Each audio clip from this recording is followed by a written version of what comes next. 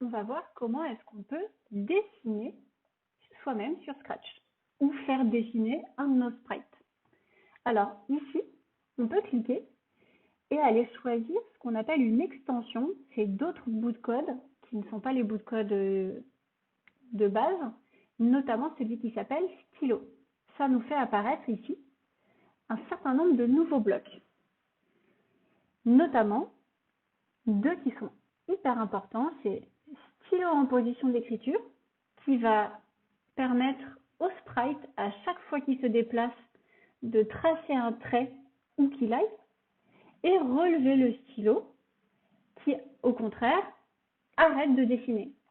Donc par exemple, si je crée un tout petit sprite qui est un peu comme notre stylo, notre pointeur de souris, et que je lui dis de tout le temps se positionner au niveau de mon pointeur, donc vous voyez, ça fait un sprite qui me suit.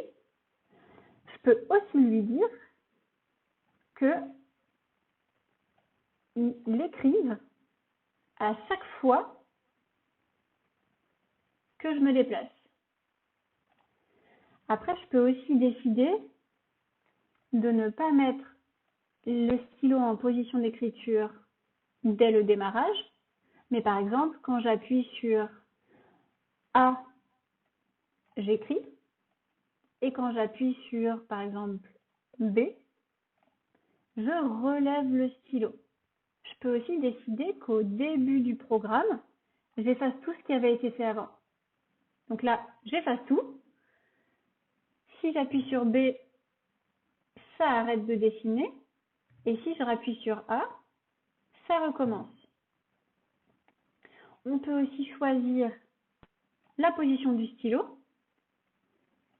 On peut aussi choisir la taille du stylo. Est-ce que je veux un gros trait ou un trait fin, etc.